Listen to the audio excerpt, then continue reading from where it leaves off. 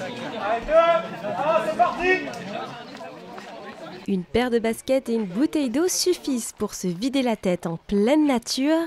Près de la moitié des coureurs de cet entraînement préparent un trail en Aveyron. Et là, pour la séance de ce soir, comme la course est dimanche, c'est une petite séance cool. On fait un petit échauffement d'une 20-25 minutes et après un petit rappel d'allure et ça sera tout pour ce soir. Pour ce trail comme pour d'autres courses, c'est première arrivée, premier servi. Sur les courses, ça devient une vraie difficulté parce qu'effectivement, il faut être super réactif, il faut s'inscrire très vite, sinon il n'y a pas de dossard pour tout le monde. Il y a même des courses sur lesquelles il y a un tirage au sort pour pouvoir être pris sur les courses.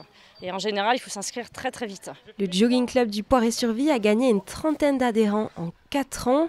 Une belle croissance aussi portée par les amoureux du trail. Il y a davantage de courses trail qui sont proposées maintenant dans la plupart des communes, dans beaucoup de communes.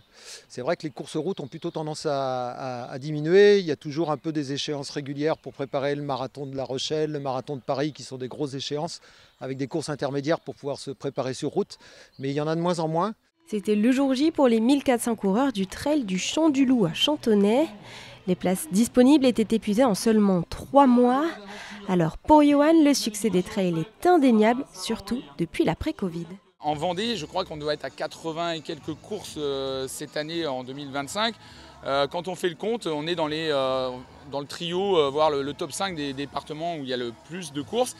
Alors voilà, parfois c'est problématique parce que chacun essaye de proposer sa nouvelle organisation. En général, je pense que ça se passe plutôt bien en Vendée. On essaye de discuter du calendrier avec toute la commission au niveau du département. Mais voilà, il y a quelques week-ends où on peut retrouver parfois 3 épreuves pas très très loin l'une de l'autre, donc il faut faire son choix. Jusqu'à la mi-mai, la plupart des courses hors stade affichent déjà complet en Vendée.